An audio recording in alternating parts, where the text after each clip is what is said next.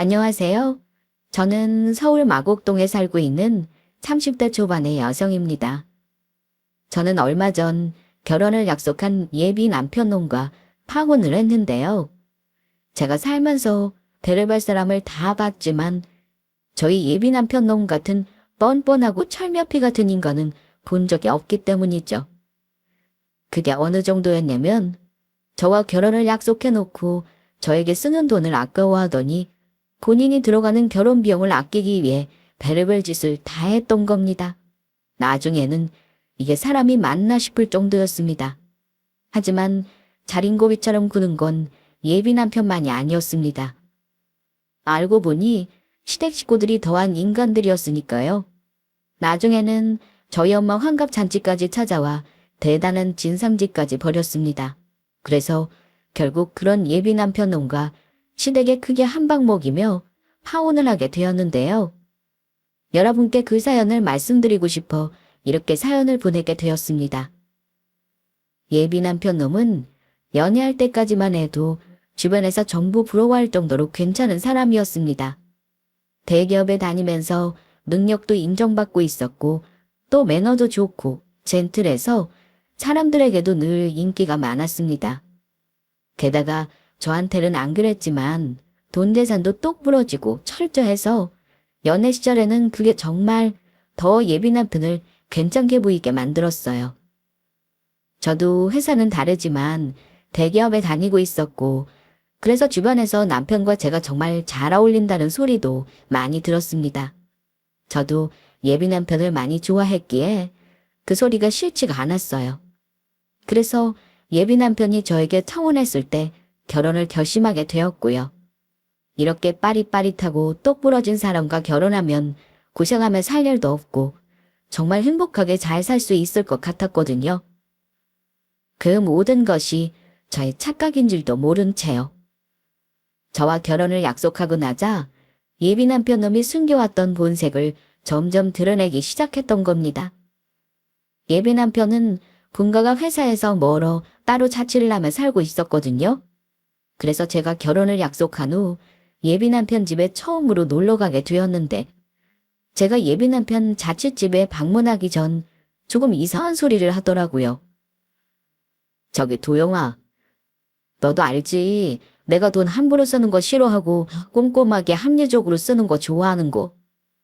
그래서 우리 결혼 약속도 했겠다. 자기도 이제 우리 가족이 된 거나 마찬가지니까 내가 진짜 어떻게 사는지 보여주려고. 더 이상 숨겨와서 조심하지 않아도 될 것 같아서 나 이제 편하게 내 모습 보여줘도 되는 거지? 당연히 되지. 오빠도 나 모르는 모습 있을 거고 우리 이제 서로 좀 편하게 대하면서 솔직해져도 될 것 같아. 우리 생각이나 서로 맞춰야 할 거는 맞춰가고 또 지켜야 할 거나 조심했으면 하는 부분은 결혼 전에 서로 말해주면 좋을 것 같아. 그래야 결혼하고 나서 문제가 없지. 그런 대화 없이 결혼했다가 싸워서 문제되는 부부들도 내가 주변에서 많이 봤어. 정말이야? 하하, 역시 우리 자기가 최고라니까. 그러면 나도 이제 내 생각이나 모습 자기한테 솔직하게 보여줄게. 그렇게 말해줘서 정말 고마워. 자기야, 내가 많이 사랑해. 저는 그때 예비 남편의 말이 무슨 뜻인지 정확히 알지 못했고 그냥 결혼을 약속하면 서로에 대해 몰랐던 부분도 다 밝히고 이야기를 하게 되니 그런 부분을 이야기하는 줄만 알았습니다. 저도 당연히 결혼하는 사이끼리는 서로 숨기는 것이 없이 솔직해야 한다고 생각했고요. 그리고 혹여나 남편이 그동안 저를 만나며 편하게 대하지 못한 게 있다면 앞으로는 그러지 않아도 된다는 의미로 이야기했던 겁니다. 그런데 예비 남편의 자취집에 놀러가서 보게 된 예비 남편의 행동은 좀 충격적인 것이었죠. 제가 오자 점심을 먹자며 밥을 시키게 되었는데 예비 남편이 짜장면을 먹고 싶다고 해서 중국집에서 음식을 시키게 되었거든요. 그런데 예비 남편이 사람은 둘인데 1인분 짜장면과 탕수육 세트를 시킨 것이었어요. 그래서 제가 황당해서 물어봤죠. 오빠, 배고프다고 짜장면 먹자고 하더니 아무리 세트라고 해도 1인분만 시키면 어떡해. 모자라지 않겠어? 아, 사실은 내가 입맛이 없어서 1인분만 시킨 거야. 난 조금만 먹을 거라서 말이야. 그리고 부족하면 다 방법이 있으니까 자기는 걱정하지 말고 있어. 그렇게 말하더니 예비 남편은 짜장면이랑 탕수육을 나눠 먹자며 식탁에 앞접시랑 젓가락을 저에게 챙겨주더라고요. 그래서 조금 이상하긴 했지만 예비 남편이 정말로 입맛이 없어서 그럴 수도 있다는 생각에 아무 생각 없이 밥을 먹기 시작했습니다. 그런데 제가 짜장면 한 젓가락 뜨고 나자 입맛이 없다던 예비 남편이 짜장면 절반 이상을 한 입에 자기 입에 쳐넣더라고요. 그래서 제가 황당하게 바라보는데 그 와중에 저한테 음식을 뺏길 거로 생각했는지 순식간에 짜장면 한 그릇을 비우더니 탕수육을 정말 개걸스럽게 먹기 시작했습니다. 그 모습을 보는 순간 입맛이 뚝 떨어져 가만히 있으니 예비 남편이 의아해서 물어보더라고요. 자기야, 왜 안 먹어? 혹시 입맛이 없는 거야? 그러면 나 혼자 이거 다 먹어버린다? 아니, 내가 먹으려고 해도 오빠가 그렇게 다 먹어버리는데 도대체 뭘 먹으라는 거야? 그리고 방금 입맛 없다고 조금만 먹는다고 하더니 지금 오빠가 짜장면 다 먹은 거 알아?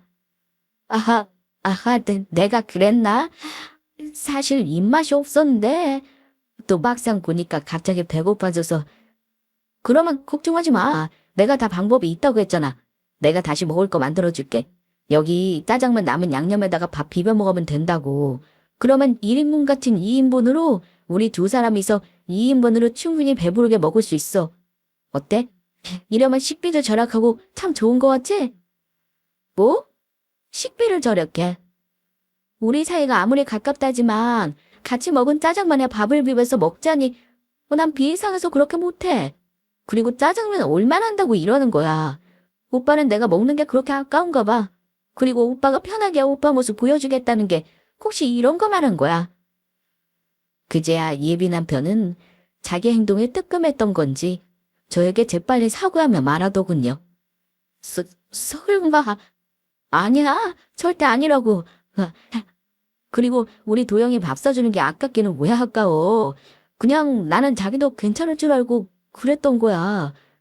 음식 모자란 거면 내가 빨리 다시 시켜줄게. 아니야, 됐어. 나 입맛도 없어졌고 그만 먹을래. 이만 집에 가볼게.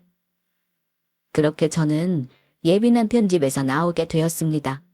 그리고 식비를 아끼겠다며 보통 사람으로서는 조금도 이해할 수 없는 행동을 하는 예비 남편의 모습에 당황했던 것도 사실이었습니다. 그래서 처음에는 이게 뭔가 싶었죠.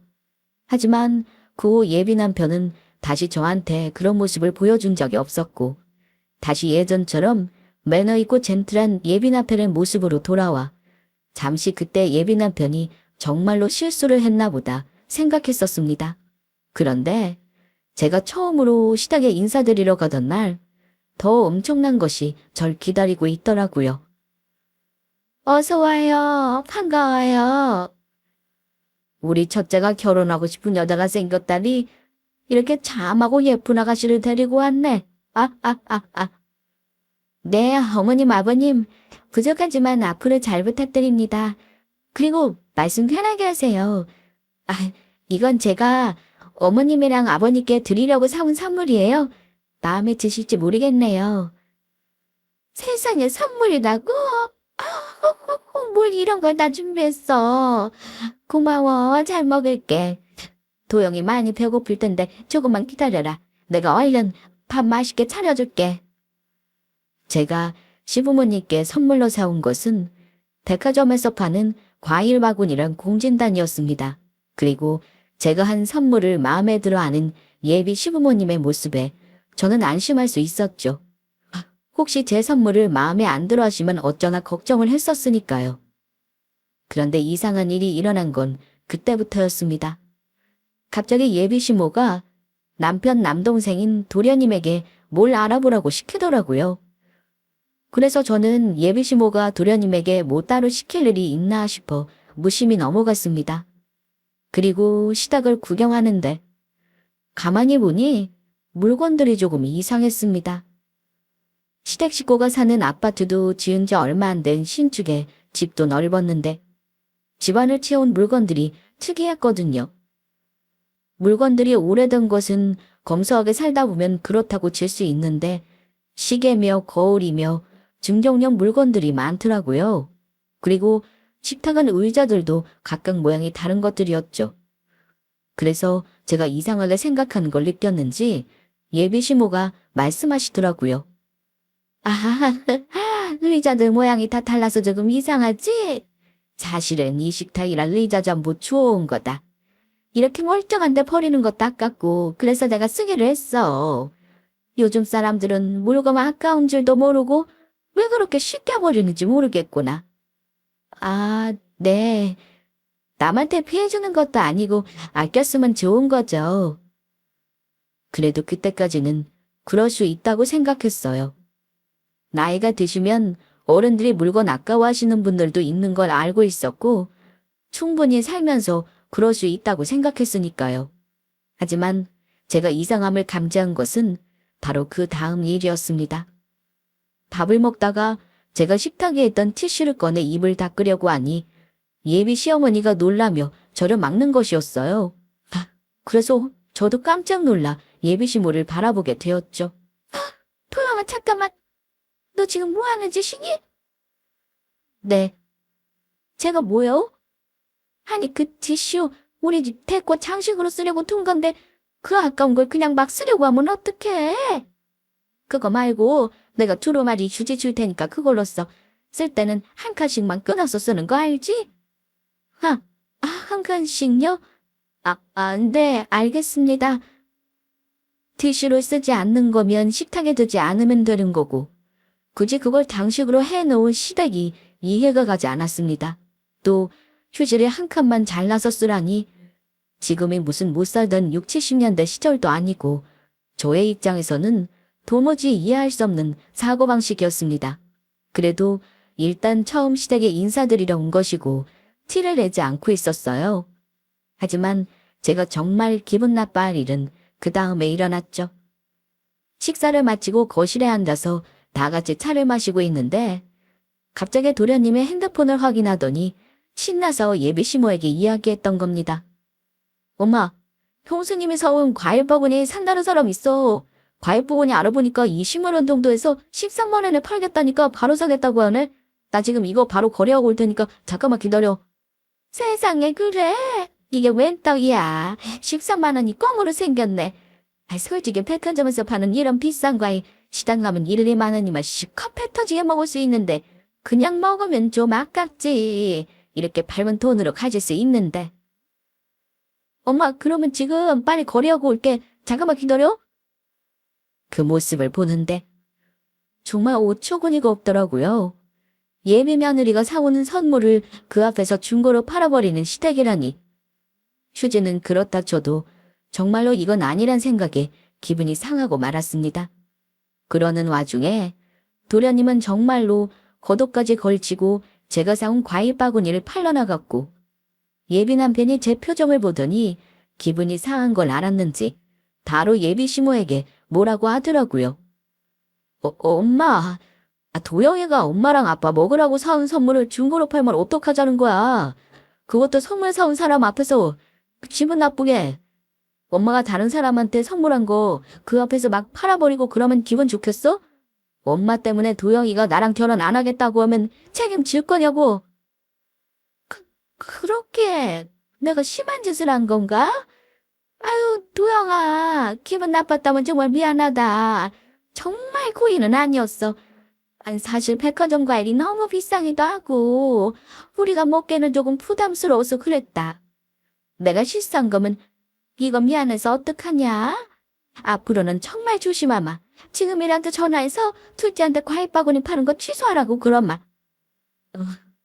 네, 어머니. 알겠습니다. 그렇게 예비 시어머니의 사과로 그 일은 일단락되는 듯 싶었습니다. 예비 시모가 저에게 사과도 했고 또 과일 바구니도 도련님이 다시 가지고 왔으니까요. 하지만 이번에는 예비 시모를 뒤이어 예비 남편놈이 제 앞에서 이상한 짓을 벌였습니다. 예비 남편의 지인이 결혼을 하게 돼서 저희도 몇 개월 후면 결혼을 할 거라 눈도장도 찍을 겸 가게 되었거든요. 그런데 신랑 측에 부조금을 내고 친구 사진까지 잘 찍고 밥을 먹으러 갔는데 거기서부터 예비 남편의 처음 보는 진상짓이 시작된 거죠. 자기야, 우리 부조금 낸 거 뽕 뽑으려면 많이 먹어야 해. 될 수 있는 한 많이 먹어. 나는 오늘 이거 먹으려고 어제부터 밥도 굶었어. 예비 남편의 말에 저는 저에게 밥을 많이 먹으라고 할 정도로 예비 남편이 부조금을 도대체 얼마나 많이 낸 건가 싶었어요. 그런데 아무리 그래도 그렇지 예비 남편이 심하다 싶을 정도로 밥을 너무 많이 먹는 거였습니다. 음료수며 술이며 마구 마시더라고요. 오빠, 그러다 체하겠어. 그냥 적당히 먹어. 그런데 내가 얼마나 냈는데 돈을. 그러니까 자기도 힘들어도 좀 많이 먹어. 그래야 낸 돈이 안 아까우니까. 나 지금 여기서 늦게까지 있다가 저녁까지 해결하고 갈 생각이야. 아무리 그래도 그렇지. 그러다 체하면 병원비가 더 나오겠다. 도대체 부조금을 얼마나 많이 낼게 밥을 그렇게까지 먹어? 부조금으로 내가 5만 원이나 냈다고. 자기가 생각해도 정말 많이 냈지. 응. 그래도 이 친구가 우리 결혼식 때 올 거 생각해서 그만큼 낸 거지. 아니면 너가 3만 원 정도 내고 끝내려고 했다고. 지금 5만 원이라고 했어? 고작 그거 내고 본장 뽑겠다고 이러고 있는 거야? 요즘 결혼식 뷔페값이 얼마인데 5만 원밖에 안 냈다는 거야. 자기야. 고작 그거라니. 솔직히 여기 오는 교통비에 시간에 우리가 자기들 결혼 사진에 얼굴 박아준 것까지 생각하면 5만 원보다 더 낸 거나 마찬가지라고. 그러니까 자기도 얼른 더 먹어. 아니, 나 지금 배부르고 더 먹고 싶지 않아졌어. 아무리 그래도 오빠 지인이고 축하해줘야 할 남의 결혼식에 와서 5만 원이라니 너무한 거 아니야? 나는 이만 가볼 테니까 오빠랑 더 먹고 오든지 말든지 해. 그렇게 말하고 저는 결혼식장 뷔페를 먼저 나왔어요. 그리고 미안한 마음에 따로 부조금을 10만 원 정도 내고 돌아왔습니다. 시댁 식구도 그러더니 예비 남편의 모습을 보며 굉장히 실망스러웠습니다. 그리고 예비 남편 집에 놀러가 저희들이 밥을 먹는데 짜장면을 하나만 시켰던 모습이 어쩌면 예비 남편의 진짜 본 모습일지도 모른다는 생각이 들었죠. 그래서 그때가 저희가 결혼을 약속하고 막 결혼 준비를 시작하려고 했던 때였는데 일단 저희 결혼을 준비하며 예비 남편의 행동을 자세히 살펴보기도 합니다. 아무리 결혼 약속을 했다지만 결혼 전 이 사람이 정말 괜찮은 사람인지 아닌지 잘 살펴보는 것도 나쁘지 않았으니까요. 그러던 어느 날 예비 남편과의 결혼을 고민하던 저에게 예비 시모가 기어이 불을 지피고 맙니다. 저에게 정말로 줄 게 있다면서 차까지 끌고 저희 집 앞에 찾아왔던 겁니다. 그런데 지하 주차장으로 내려가 그 선물이라는 걸 확인한 순간 전 정말 깜짝 놀라고 말았죠. 너무 오래돼서 요즘은 쓰지도 않는 본인이 쓰던 낡은 진공청소기에 밥솥이랑 전자레인지를 예비 시모가 저에게 선물이랍시고 가지고 왔던 겁니다. 내가 경품 받은 물건들로 우리 집 물건들 바꾸면서 특별히 우리 며느리 생각해서 가지고 온 거다. 아직 다 쓸만한 좋은 물건들이니 너희 신혼 살림으로 쓰거라. 도영아, 너 그런데 왜 말이 없어? 혹시 내가 이런 좋은 걸 주니 감동받아서 그런 건가? 얘는 뭘 그런 거로 감동하고 그래. 그리고 이 청소기는 내가 쓴 지 10년 정도밖에 안 된 거라 아직도 쌩쌩하거든.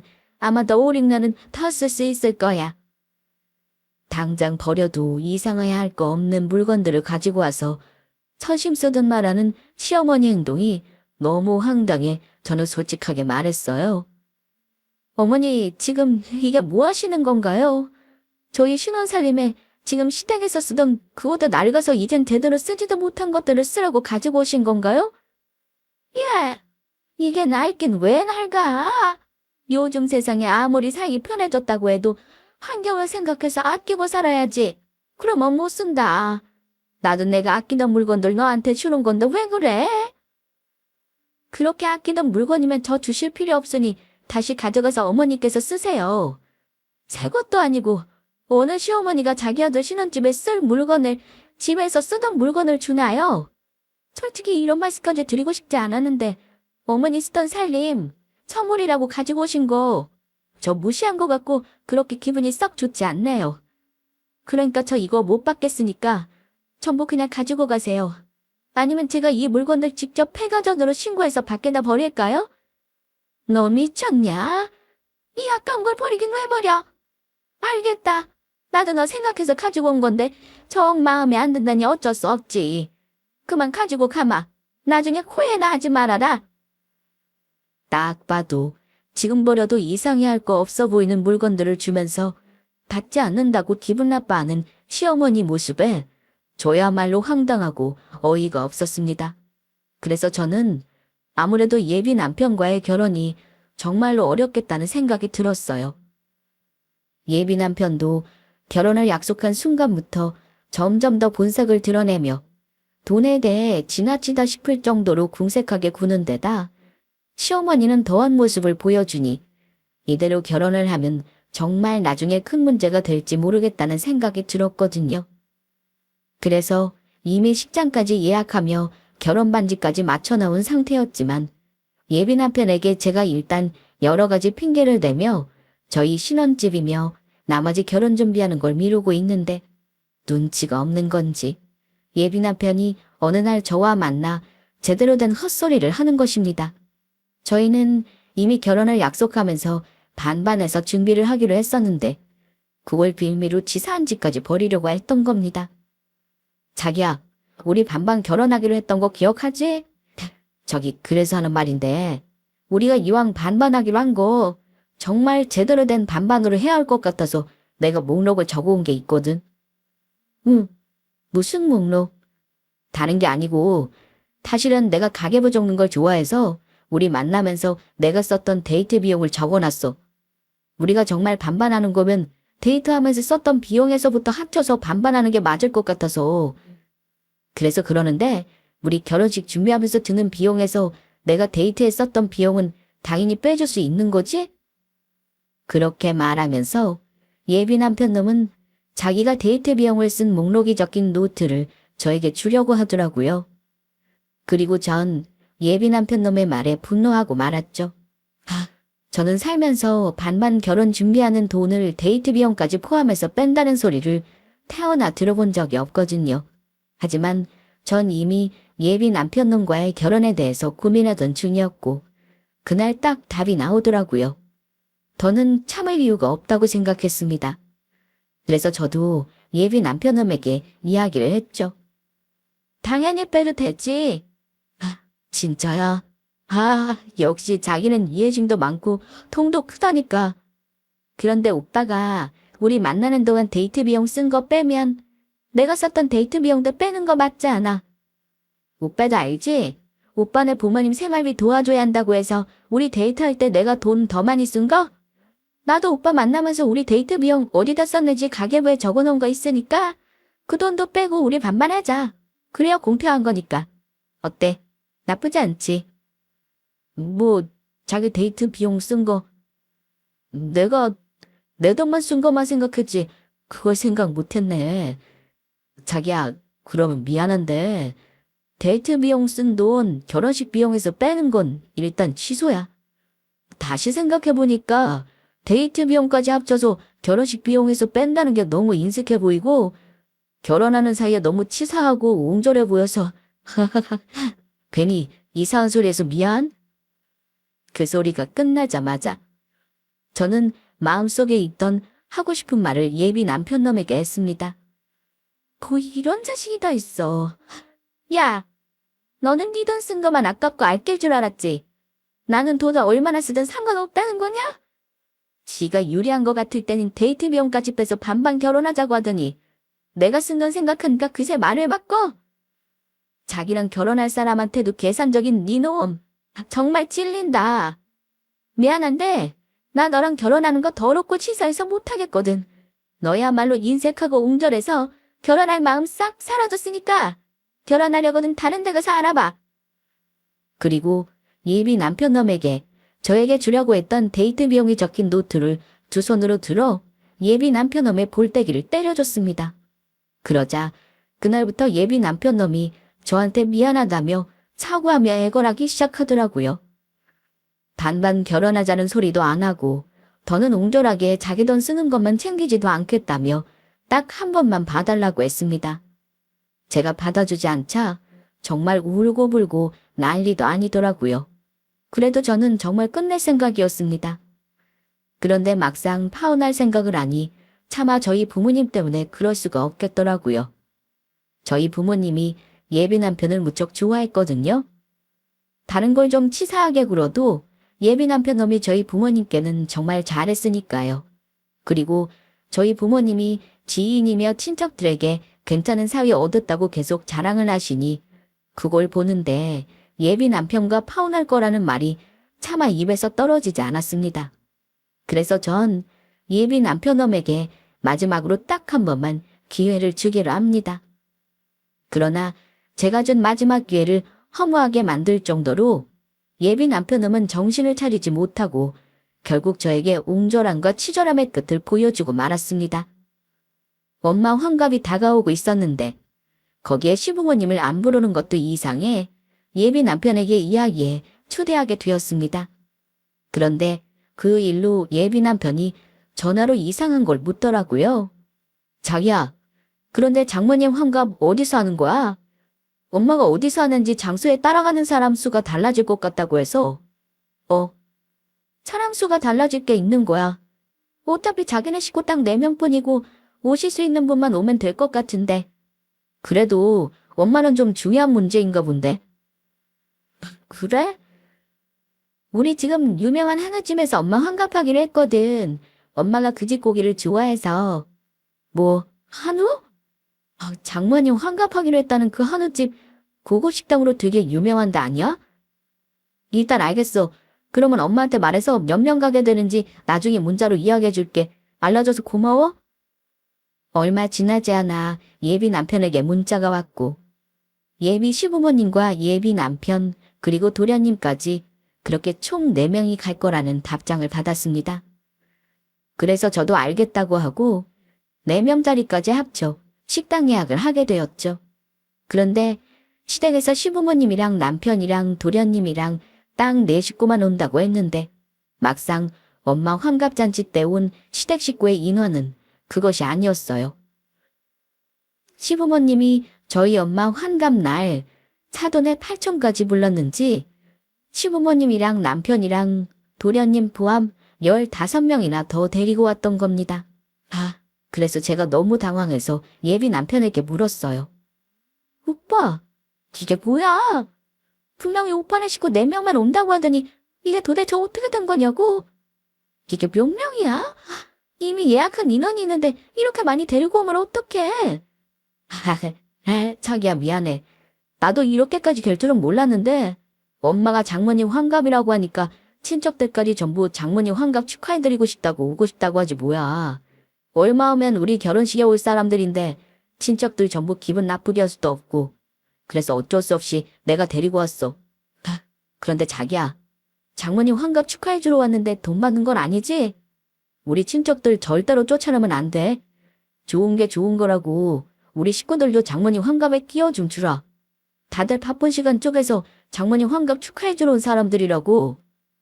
많이 당혹스럽긴 했지만 예비 남편 말대로 정말로 저희 엄마 환갑을 축하해주러 온 사람들이라면 쫓아내기도 애매한 상황이었습니다. 하지만 지금까지 예비 남편이며 시부모님의 행동으로 보아 순수하게 정말 저 많은 사람들을 저희 엄마 환갑을 축하해주기 위해서 왔다는 것이 절대 믿기 어려웠죠.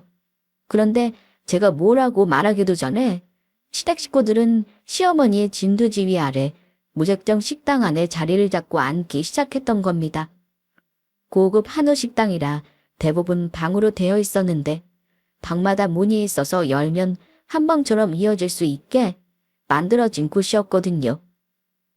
그래서 예비신랑이 데려온 시댁 식구 15명을 겨우 끼워 맞춰 앉힐 수 있었습니다. 더군다나 저희 가족들이 전부 당황하고 있자 예비시모가 나서 저희 엄마에게 말하더군요. 사부인, 오늘 환갑이라면서요. 환갑 축하드려요. 그래서 우리 식구들 전부 사부인 환갑 축하해주러 왔습니다. 아, 네. 어서 오세요. 다들 편하게 앉아서 식사하세요. 그러는 와중 예비 시부께서 저희 엄마에게 쇼핑백에 든 선물 하나를 내미셨습니다. 사부인 환갑 축하드립니다. 이건 별건 아니고 저희 가족들 대표에 제가 준비한 선물입니다. 저희가 큰 마음 먹고 비싼 돈 주고 산 곳이니 드시고 건강해지십시오. 네, 감사합니다. 게다가 시아버지께서 비싼 돈을 주고 사왔다는 선물을 확인한 순간 저희 엄마 얼굴은 더욱 굳어지고 말았죠. 시아버지가 시댁 식구를 대표해 가지고 왔다는 선물은 홍삼 선물 세트였는데 비싼 돈 주고 사왔다는 말과 다르게 찬자 앞에는 떡하니 증정이라는 글씨가 박혀 있었으니까요. 그런데 저희 엄마와 예비 시부 이야기가 끝나자마자 예비 시모가 자리에 앉으며 저에게 말하더군요. 도영아, 우리 왔다. 네 덕에 오랜만에 하나도 먹고 아주 고맙다. 그러면 우리 식구 마음 놓고 맛있게 먹어마? 그 순간 모든 게 정확해졌죠. 예비 남편의 말과 다르게 시댁 식구들이 왜 저희 엄마 환갑잔치에 왔는지요. 전화로 식당을 어디서 잡느냐 묻더니 엄마 환갑 때 한우를 먹는다는 소리에 저희 엄마 환갑을 축하해준다는 명목으로 자기 식구들을 불러다 같이 한우를 먹으러 온 것이 확실했습니다. 몹시 화가 났지만 일단 참기로 했습니다. 엄마 환갑이고 좋은 날 얼굴 붉히고 싶지가 않았으니까요. 하지만 예비 시모의 만행은 거기서 끝이 아니었습니다. 공짜 한우를 얻어먹으려 사람들을 그렇게나 많이 불러놓고 또다시 누군가에게 전화를 걸더라고요. 사방님, 지금 잔치 벌어놓는데 왜 안 오세요? 오늘 여기 비싼 한우가 공짜라니까. 이런 기회가 쉽게 오는 게 아니라고. 뭐라고? 지금 빨리 오겠다고? 알겠어. 대신 오늘 한우 먹은 거로 내 생일은 가족들 안 모이고 건너뛰는 거야? 나 돈 나가게 또 생일이 뭐냐 하자고 하지 마. 어? 이따 봐요. 언니 덕분에 비싼 한우도 먹고 너무 좋다. 언니 나까지 튕겨서 불러줘서 고마워요. 고맙기는. 대신 아가씨, 내 생일은 따로 없으니까 우리 사부인 환갑 기념해서 배 터지게 먹고 가. 필요한 거 있으면 더 시키고. 예비 시모의 이야기를 듣고 전 분노로 몸이 떨렸습니다.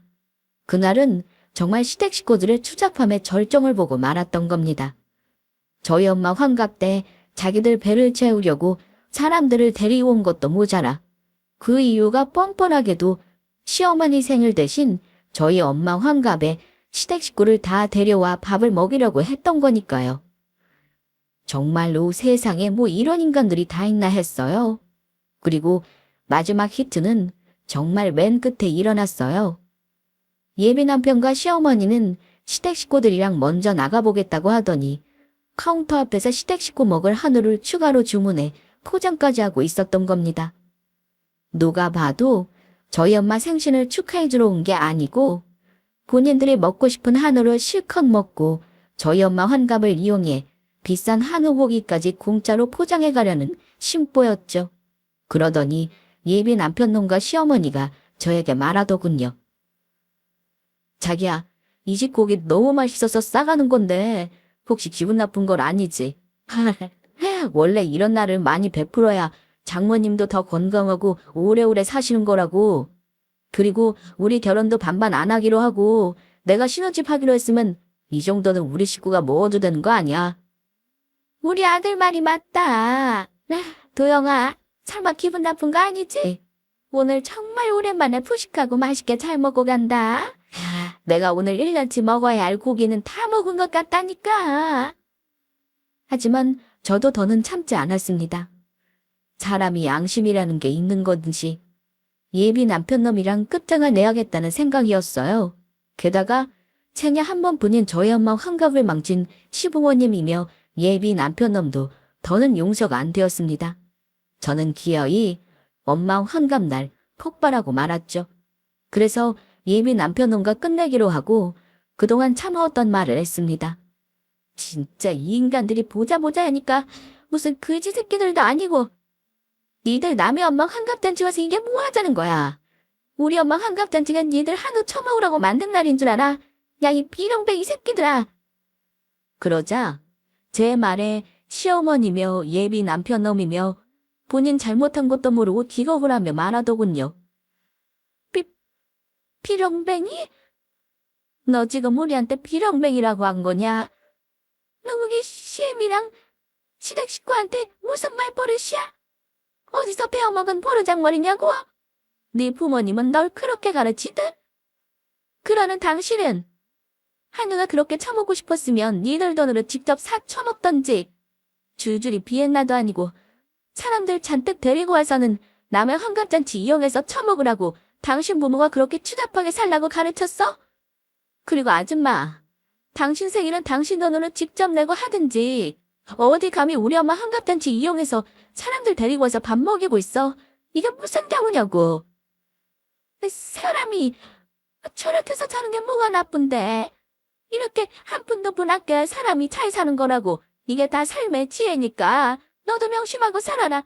내가 이렇게 해서 우리 집도 사고 애들 대학도 보내고 다 한 거다. 아줌마, 지금 아줌마가 하는 짓은 삶의 지혜가 아니고 삶의 저질이겠지. 그러면 당신을 아껴 산다고 우리 집은 거덜나도 된다는 거야 뭐야. 다른 사람들한테는 피해줘도 되는 거냐고. 당신들 지금 한우 포장한 거 그건 우리가 절대 계산 못 해주니까 그렇게 포장해서까지 한우 처먹고 싶은 거면 알아서 계산을 하고 가든 말든 해.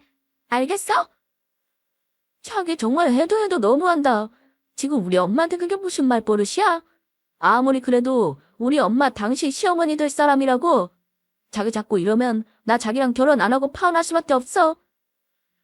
아, 너 지금 파혼이라고 했냐?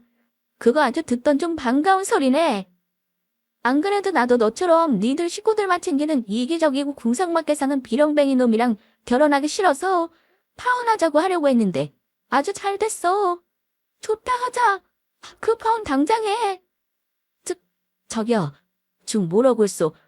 나는 그냥 했던 말인데 정말 나랑 진짜 파혼을 하겠다고? 그래. 너라면 너처럼 너랑 네 가족들 이썩 챙기느라 남이 어떻게 되든 상관도 안 하는 인간이랑 같이 살고 싶겠냐. 너희 식구들이 우리 엄마 환갑잔치에 한우 먹으러 오겠다고 하면 말려도 모자랄 판에 오히려 지 식구들을 전부 데리고 와. 너 아까 보니까 혼자 6인분 다 처먹더라. 너는 그 한우 먹으면서 나랑 우리 부모님한테 미안하지도 않았니? 자기야, 아무리 그래도 그렇지. 우린 자기 엄마 환갑 축하해주러 온 거잖아. 그 고기 먹은 거 몇 푼이나 한다고 그래. 그래? 그렇게 몇 푼 안 하면 니들 식구들 와서 처먹은 고깃값 네가 낼래. 그리고 축하 좋아하시네. 공짜 고기 처먹고 네 엄마 생일 대신하려고 왔던 거잖아.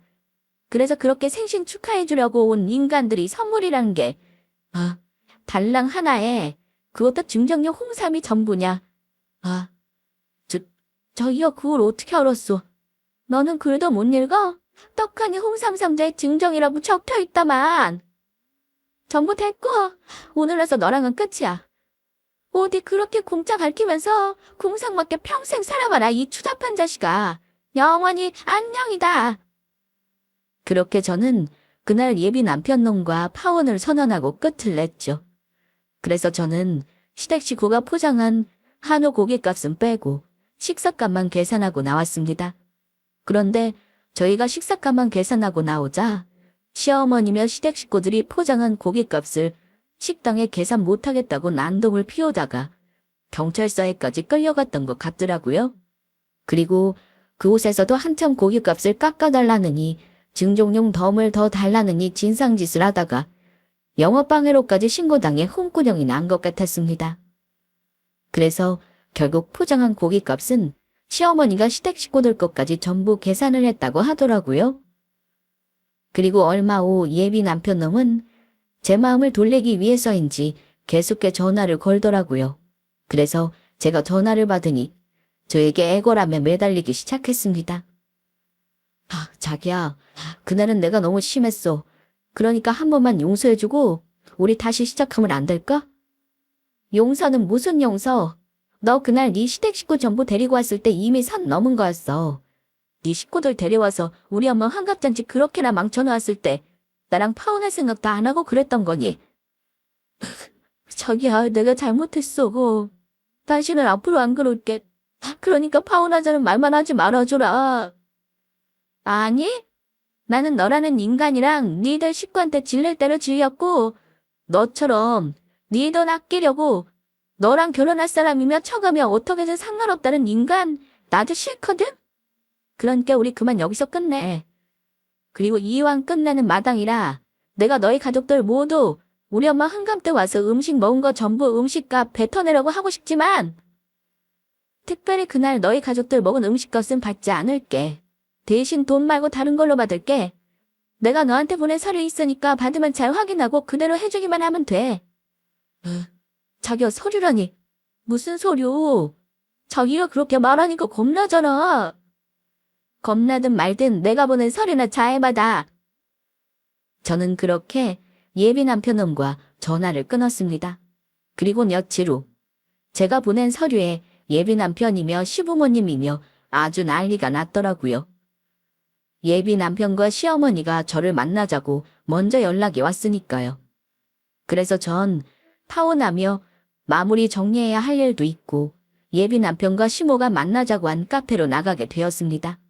그러자 저를 보자마자 제가 보낸 서류를 보여주며 예비 시모는 난리도 그런 난리가 없더라고요. 너, 이게 뭐냐? 차용증이라니? 어떻게 우리한테 이런 걸 보내? 왜요? 내가 내 돈 빌려줬던 거 돌려달라는 건데 뭐가 잘못됐나요? 어머니는 공짜로 그 돈 제가 달라고 하면 주실 수 있으세요? 미쳤냐? 내가 이렇게 큰 돈을 꽁으로 주게? 이 돈이면 콩나물이 몇 봉지면 계란이 몇 판인데. 자기야, 그래도 이거 너무 심하잖아. 심하긴 뭐가 심해. 너 나랑 결혼 약속하면서 아파트 금매로 싸게 나온 거 있는데 너네 부모님 금매로 나온 아파트 사면 돈 번다면 사고 싶어 한다고. 나한테 급하게 돈 빌려갔었지? 니놈이 이자까지 쳐서 갚겠다고. 만약 못 갚으면 금매로 산 아파트 나한테 준다고 차용증까지 써서 공증까지 받았던 거 기억나. 그런데 너 지금 입 싹 닫고 이자는커녕 내 돈 원금 갚을 생각도 안 하더라. 그러니까 내가 너 특별히 봐줘서 니들 식구 먹은 고깃값은 안 받겠으니까 네가 차용증에 쓴 대로 네 부모가 산 아파트 당장 뱉어내든지 돈이랑 이자랑 제대로 갚던지 아니면 나는 법적으로 할 거니까. 너 설마 나한테 고소당해서 콩밥 먹고 싶은 건 아니지? 자기야, 안 돼.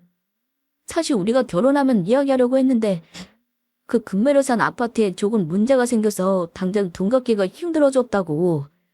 실은 그게 아파트 금매로 나왔던 거 전부 사기였어. 집주인이려면 우리 속였던 놈이 돈 가지고 부동산 사장놈이랑 같이 날랐지 뭐야. 그래서 사실 우리 신혼집도 내가 지금 월세로 알아보고 있었다고. 그래, 도영아. 그날은 우리가 잘못했다.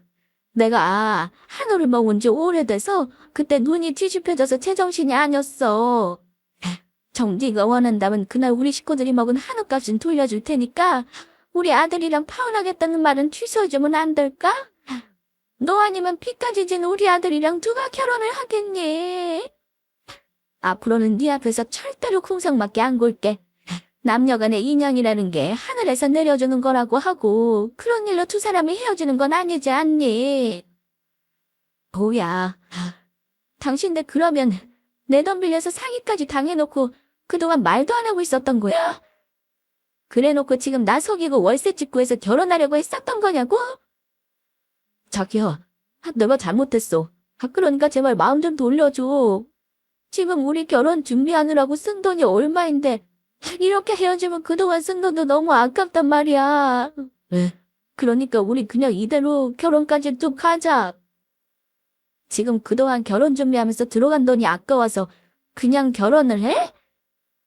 너 정신 차리려면 아직 멀었구나. 그 결혼 나는 절대 못하니까 하려면 네 혼자 해라. 이 정신 나간 코드새놈아. 전 참지 못하고 예비 남편놈의 뺨을 때리고 말았습니다. 그리고 저희는 부모님께는 죄송한 일이지만 결국 그렇게 예비 남편놈과는 끝내고 말았죠. 게다가 제가 법적으로 걸고 넘어지면 파혼 위자료까지 줘야 하는 상황이라 그동안 결혼식 준비하며 들어간 비용 전부 예비 남편놈이 물어주었습니다. 지인에게 들으니 그 후로 예비 남편놈과 시부모님은 사기당한 집을 사겠다며 빌린 대출금과 저한테 빌린 돈을 갚느라 자취집도 빼고 시부모님도 살던 아파트까지 팔아 좁은 집으로 이사를 갔다고 합니다. 그렇게 잘못된 방법으로 돈을 아끼고 공짜를 밝히고 살더니 결국 예비 남편놈이 그 일로 저와 파혼에 사기까지 당해 힘들게 살고 있는 것 같더라고요. 아무리 절약도 좋지만 다른 사람에게 피해를 주지 않고 절약을 하든지 말든지 해야지 주변 사람까지 고통을 주며 이용하려고 하다니 결국 그대로 자기가 자객궤에 넘어가 파혼까지 당하고 쫄딱 망하고 만 것이죠. 그리고 저는 예비 남편놈과 파혼을 한 후 아주 잘 살고 있습니다. 맨 처음엔 파혼을 하고 부모님께 죄송한 마음이었지만 도리어 부모님은 그런 예비 남편과 결혼하느니 저보고 파혼한 게 참 잘한 일이라고 하더라고요. 안 그랬다간 제가 평생 고상하며 살 뻔했다면서요. 저희 엄마 환갑잔치에서 예비 남편이며 시댁 식구의 행동에 부모님도 제대로 질린 것 같더라고요. 그러면서 부모님은 세상에 결혼이 전부가 아니니 제가 하고 싶은 일을 하며 자유롭게 살아도 된다고 하셨습니다.